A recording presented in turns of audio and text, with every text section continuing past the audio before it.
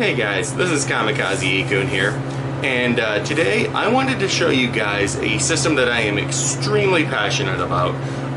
This is a system I found maybe about 7 or 8 years ago. A local seller that I had seen was selling this system for only $1, and you know, at the time I had no idea what that system was. And that system, of course, was the Sega Saturn. Now, like I said, I had no idea at that time what this thing even was, or, you know, like, when it came out, or any of those details until much later on.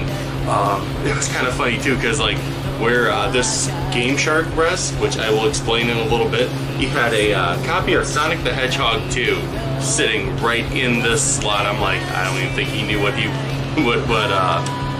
was doing with the system. I don't even think he knew what it was, to be honest. But now, as many of you may know, though, collecting for the Sega Saturn can be somewhat pricey, and especially for complete in-box games, such as this right here, Clockwork Knight 2. I've seen this go for just stupid amounts of money, and is the game worth it? Absolutely not. It is a god-awful fucking title, and it begs for abomination.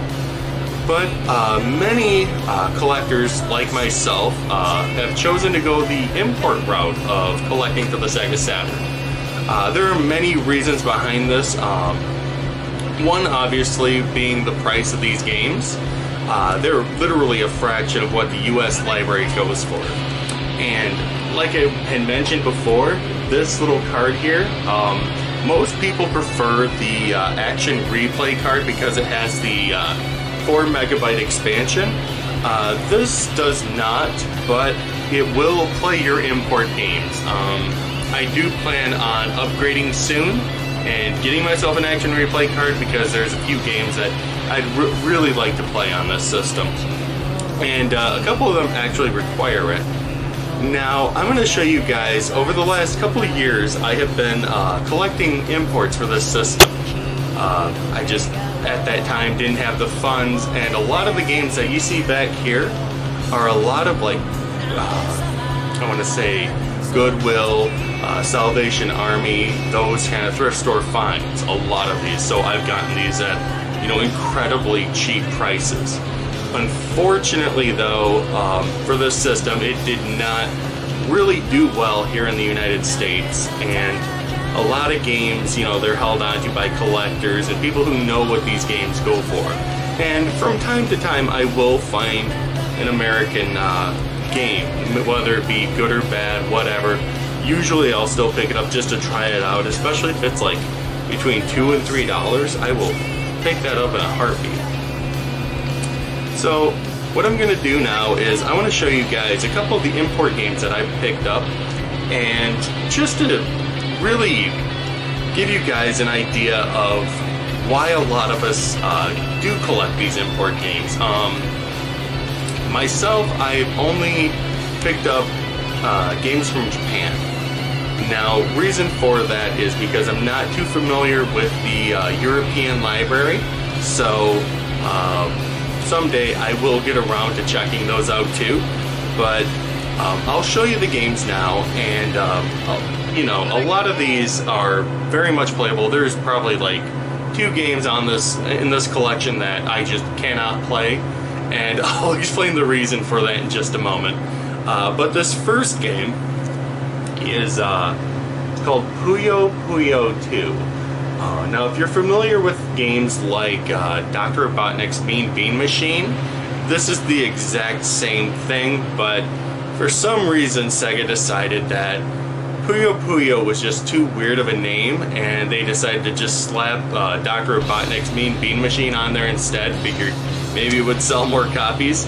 I don't know, but as far as I know, this did not come out here in the United States. I picked this up easily for like under $10. And that's the thing, like, especially when you start looking at the prices of some of these games, I mean, you'll find a lot of common stuff like Gex, Tomb Raider, I'm trying to think what else was there.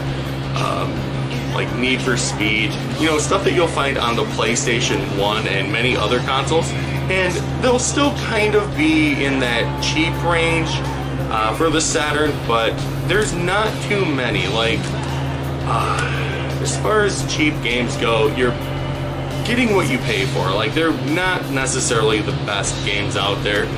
Don't get me wrong though, I love Gex and Tomb Raider, but they are very common games. So these next two games, these are the ones I was telling you about when it came to games that I just cannot understand. I'm a huge fan of RPGs, and the reason I picked these two games up was because I'm also a huge fan of the anime The Slayers. So here we have, wait, that's the sequel. This is the first game, and here is the sequel.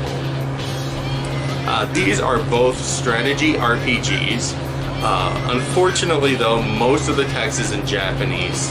I got these fairly cheap, and honestly, I didn't necessarily buy these because I wanted to play them, but more so over because I was a fan of the anime, and I like having, you know, just merchandise and, you know, memorabilia from my favorite animes. So that is the only one that I cannot actually play because of that reason. But these next two games, these also came out on the US Saturn. Now the games I'm going to show you is Nights into Dreams and the Christmas Nights into Dreams sampler CD. Now the reason I picked these up again, I had found both of these just cheap. I mean, like 1/6 of the price that you would find just an original US copy for. So of course I had to pick this up. Is it playable? Yes, absolutely. I've gotten about halfway through the Nights into Dreams. I have not played the Christmas one yet though, but I hear it's just like the original game, but you know, with obviously a Christmas theme to it. Alright, let's see here. Okay. Now this is definitely a genre that if you're gonna start importing for, I would recommend this genre first, just because universally this could be played by anyone with very little understanding of the Japanese language. And that game is, well, here in the US it's called Darkstalkers, but here in Japan it's called Vampire Hunters. What this is this is like a horror-themed fighting game made by Capcom. If you're familiar with characters from Marvel vs. Capcom, such as Felicia, Morgan, these are characters that came right from this game. It's an incredibly well-done fighting game, and again, there is a US version of this, but Japanese copies are super cheap, and yeah, like I said, maybe about, I'd even say like 1/6 or 1/7 of the price that US copy would go for, and it's completely playable. Like a lot of it is actually in English too. Besides, like, you know, end of the battle text or like any sort of story text that might be going on. Other than that though, you should be fine. Like even the menu buttons are in English, so you should be fine with that game. Now these next two games are also fighting games as well. These two I picked up because I'm a huge fan of Street Fighter, and I had picked up Street Fighter Zero and Street Fighter Zero 2. In the United States, this was the Alpha series. Not much has changed with these two games. You know, obviously Part 2 looks a lot better than the first one, of course, but again, these are games. I mean, you could literally pick up dirt cheap and, you know, have a great time with these. I believe Alpha or Street Fighter Zero though, like here in the US, last I'd seen it went for over $100 loose. So yeah, it is definitely worth your time investing in like an action replay card or a Game Shark, you know, $20 to $40, and you know, you can unlock an entire library. Now let's see, what else do I have here? Now, like I said, all these games are completely playable. This one, though, I feel like if you have not played this game before, here in like the US version of this game, you might be a little lost, but that game is Biohazard. We here in the United States obviously call that Resident Evil. I wanted a copy of this on the Saturn because this is before aim assist, and it also has the unedited opening. Every version of this game from here on had some sort of weird censorship, and one of those things was the fact that Chris, there's a scene here where Chris was smoking near the very end of the introduction, and for some reason they just consistently cut that part off. But if you want to get the full cinematic opening, this is the game for you. Again, super cheap. I paid about like $15 for this game. Came to me within the week. I mean, I absolutely love this version. As far as which one would I rather play, honestly, I would say the PS1 version. But if you are picking up games for your Saturn, I would definitely recommend this, especially if you've already played this. It kind of gives it a little bit of it kind of adds a level of challenge to it, and I believe, I've not beaten this one yet, but I believe there are also I'll have to cut that out, but alternative costumes that you will not find on the PlayStation version. Now, a good friend of mine, Travis from Retro Alliance Gaming, mentioned this game before, and he had told me that it existed on the Saturn, but it was only, I believe there may have been,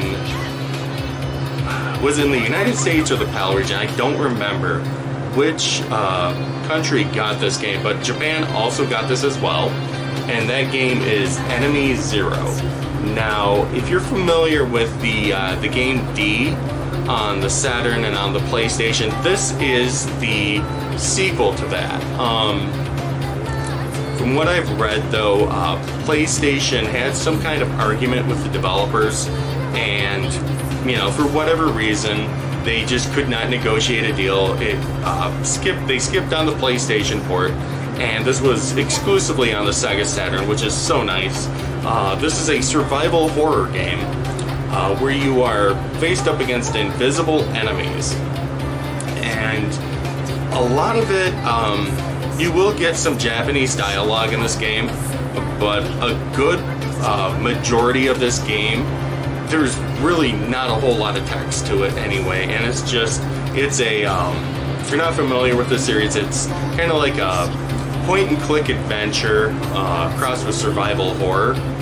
It's a really good game. I really want to do a Let's Play of this too. I haven't gotten too far in this. I wanted to make sure it worked, obviously, when I picked this up. But, you know, super awesome game. Really enjoyed what I've played of it so far, and I definitely feel it was a good choice as far as the sequel goes to the D series. Alright, now this is another survival horror game. This was Sega's answer to Resident Evil 2. What had happened was Capcom had passed on the Saturn. It was around that time where they had announced that they were done, that they were moving on to the Dreamcast, and I believe they had to wait like between 1 to 2 years before the Dreamcast came here to the United States, and I believe that was what had guided Capcom to decide to just pass on that port. So PlayStation obviously got Resident Evil 2, and so did the Nintendo 64. Unfortunately, like I said, they passed on Saturn, but Sega's answer to that was Deep Fear. Now, what this game is, it's another survival horror game. I believe this was also released in European territories, so there is an English version of this game. However, this is still very much playable in Japanese. There's not a whole lot of text. The menus are very self-explanatory, and if you are familiar with Resident Evil, this game is not too far off from that play style. Really enjoyed this game too. It's very intense at some points. Like you'll start running out of oxygen because you're obviously in the game. You're under the setting is you are placed underwater. You know, you're in this gigantic, like, I want to say almost like a submarine, like underwater fortress. And it's just such an amazing game. There are some very, like I said, there are some very intense moments in this game. And again, very much playable. And a lot of these games that I had found here, excluding these last two, they could easily be found between like $10 to $20. So I mean, you know, right there, that should be more than enough to convince people to actually get on board with Saturn importing, especially like if you're looking to increase the amount of games you have in your collection. Now these last two games, like I said before, these ones were a bit on the pricey side, but for obvious reasons. This one here is called Shadows of the Tusk. Now this is a strategy RPG, and you might be thinking to yourself, why would I buy that? I can't read that. Well, Hudson decided that they were going to make this, they were gonna put this game in English. And I mean, not just the menus, not just like some of the configurations, everything in this game is in English. It is just the weirdest thing I've ever seen. I have played this too. It's not exactly the best strategy RPG you're going to find out there. If you're like a fan of Dragon Force or the Shining series, obviously they're a little bit better than this game. But like I said, if you're looking for a strategy RPG on the Japanese Saturn that you can play, this is definitely it. And now this last game happens to be my favorite game within the entirety of the Sega Saturn library. I believe I've mentioned this game before in one of my previous videos, but that game is Guardian Heroes. This is just a fantastic game from start to finish. It is it's a hand-drawn medieval style beat-em-up game. Now, this also came out here in the United States, but I believe the last time I had seen it was around like $250. This was, I want to say, like under 50 bucks. And it's an amazing game. I feel like this is definitely a title that everyone should pick up on too, especially if you are collecting for the Saturn.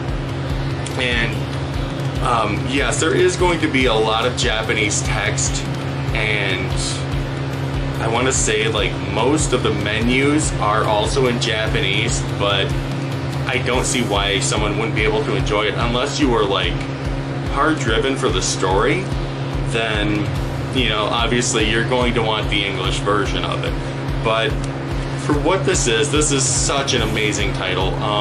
Get some friends with you and play this game. This is just so much fun. I had my daughter play this with me once, and she was like, oh my god, it looks like something straight out of an anime. And it does. You know, the art style is just phenomenal with this game, and you know, I cannot recommend it enough. So if you guys haven't yet, please do consider subscribing to my channel. Hit that notification bell. I'm going to do some shoutouts near the end here, or, you know what, better yet, they'll just be up there on that corner of the screen. Bunch of good friends of mine, do check out their content. They make some amazing videos here on YouTube. So, I guess until next time, guys, thank you for watching.